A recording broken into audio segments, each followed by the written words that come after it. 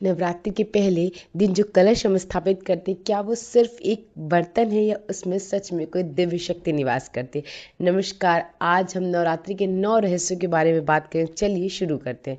मित्रों, नवरात्रि की शुरुआत होती है घट स्थापना से, जहाँ एक मिट्टी या तांबे के कलश में जल भरकर आम के पत्ते और नारियल को ऊपर रखा जाता है। लेकिन क्या आपने कभी सोचा कि आखिर यह कलश इतना महत्वपूर्ण क्यों है? शास्त्रों के अनुसार यह कलश कोई साधारण पात्र नहीं है, बल्कि पूरी सृष्टि का प्रतीक है। कलश के अंदर भरा हुआ जल समुद्र और जीवन का प्रतीक है, और ऊपर रखा नारियल मनुष्य के मस्तिष्क और चेतना का। दुर्गा सप्तशती और अन्य पुराणों में बताया गया है कि जहाँ श्रद्धा और विधि से देवी का आवाहन किया जाता है, वहाँ माँ दुर्गा स्वयं निवास करती हैं। लेकिन असली रहस्य इससे भी गहरा है। हम कलश में देवी को बुलाते नहीं, हम अपने घर को देवी के योग्य बनाते हैं। जब आप श्रद्धा से घट स्थापना करते हैं, तो आपके घर का हर कोना एक मंदिर बन जाता है, और तभी माँ दुर्गा की कृपा आपके जीवन में प्रवेश करती है। रहस्य नंबर 2, नवरात्रि में हम जो अखंड ज्योति जलाई जाती है, क्या वो सिर्फ एक दीपक है या उसमें छुपा है कोई अद्भुत रहस्य? मित्रों, नवरात्रि के दौरान कई लोग 9 दिन तक एक दीपक लगातार जलाते हैं, जिसे अखंड ज्योति कहा जाता है। शास्त्रों में दीपक को केवल रोशनी नहीं, आत्मा और चेतना का प्रतीक माना गया है। दुर्गा सप्तशती में वर्णन मिलता है कि देवी स्वयं प्रकाश स्वरूप है। लेकिन इसका असली रहस्य क्या है? जब यह ज्योति लगातार जलती रहती है, तो यह आपके घर में एक सकारात्मक ऊर्जा का क्षेत्र यानी कि एनर्जी फील्ड बना देती है। जहाँ प्रकाश होता है, वहाँ अंधकार टिक नहीं सकता। ठीक उसी तरह जहाँ यह ज्योति जलती है, वहाँ नकारात्मक शक्तियाँ प्रवेश नहीं कर पाती, और धीरे धीरे आपके मन के अंधकार को भी समाप्त करने लगती हैं। रहस्य नंबर 3, क्या नवरात्रि का व्रत सिर्फ भूखे रहने के लिए होता है या इसके पीछे कोई गहरा विज्ञान छुपा है? मित्रों, व्रत का शब्द का अर्थ होता है संकल्प लेना, यानी सिर्फ खाना छोड़ना नहीं, बल्कि अपने जीवन में कुछ बदलने का निर्णय लेना।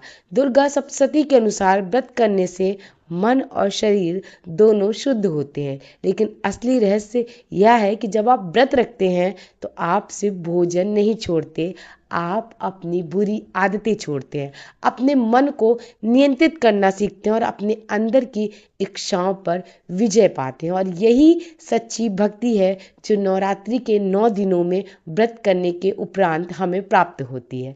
रहस्य नंबर 4, माँ दुर्गा को नारियल ही क्यों चढ़ाया जाता है? क्या इसमें कोई रहस्य छुपा है?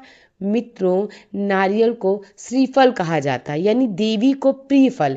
लेकिन इसका गहरा अर्थ बहुत कम लोग जानते हैं। नारियल के 3 हिस्से होते हैं। कई बार आपने नारियल को देखा होगा, तो आपने महसूस किया होगा कि उसके 3 हिस्से होते हैं। बाहरी कठोर परत, बीच का रेसा, और अंदर की सफेद गिरी। बाहरी कठोर परत यानी हमारा अहंकार, अंदर की सफेदी यानी हमारा शुद्ध मन। और जब हम नारियल चढ़ाते हैं, तो हम माँ से क्या कहते हैं? मेरा अहंकार तोड़ दो और मेरा मन शुद्ध कर दो। हे माँ, मेरे अंदर की सारी बुराइयों को छोड़कर मुझे अपना लो। रहस्य नंबर 5, नवरात्रि में लाल रंग ही क्यों पहना जाता है? लाल रंग केवल एक रंग नहीं है, यह ऊर्जा, शक्ति और जीवन का प्रतीक है। माँ दुर्गा को लाल रंग अत्यंत प्रिय है। जब आप लाल रंग पहनते हैं, तो आप अपने अंदर की सुप्त शक्तियों को जागृत करते हैं। इसलिए लाल रंग माँ को अत्यधिक प्रिय माना जाता है, और इसीलिए लाल रंग पहनने और माँ को पहनाने के लिए कहा जाता है। रहस्य नंबर 6, गरबा और डांडिया सिर्फ नृत्य नहीं है, ये इसके पीछे कोई ब्रह्मांडीय रहस्य है। क्योंकि बहुत से लोग कहते हैं ये दिखावटी तरीका है, लोग एंजॉय करने के लिए, डांस करने के लिए गरबा करते हैं। लेकिन ऐसा नहीं है। गरबा शब्द गर्भ से आया है, जो सृष्टि का केंद्र है। जब लोग गोल घेरा बनाकर नृत्य करते हैं, तो वह ब्रह्मांड की गति को दर्शाते हैं। इसलिए पहले के लोग गरबा करते थे। रहस्य नंबर 7, छोटी कन्याओं को देवी क्यों माना जाता है? शास्त्रों में कहा गया है कि हर कन्या देवी का अंश होता है। कन्या पूजन मतलब जीवित रूप में देवी की पूजा करना। इसलिए हम छोटी कन्याओं को पूजते हैं। रहस्य नंबर 8, हवन करने से क्या सच में कुछ बदलता है? हवन में अग्नि के माध्यम से देवताओं को आहुति दी जाती है। अग्नि हर चीज को ऊर्जा में बदल देती है और आपकी प्रार्थना सीधे ब्रह्मांड तक पहुंचती है। तो अगर आपको माँ को खुश करना है तो हवन जरूर करिए। रहस्य नंबर 9, नवरात्रि के बाद देवी को विदा क्यों किया जाता है? क्यों हम उन्हें हमेशा के लिए नहीं रह सकते? तो इसका उत्तर भी दुर्गा सप्तशती में मिलता है कि देवी कहीं बाहर नहीं जाती, वे आपके अंदर स्थापित हो जाती हैं। हम उनका विसर्जन बाहरी रूप में करते हैं, अंदर उनको अपने अंदर विसर्जित कर लेते हैं। तो नवरात्रि सिर्फ त्योहार नहीं है, ये एक ऐसी रहस्यमयी शक्ति है जिसके द्वारा हम माँ के और करीब जाते हैं। अगर आपको ये रहस्य अच्छे लगे हों तो कमेंट में जय माता दी ज़रूर लिखिए।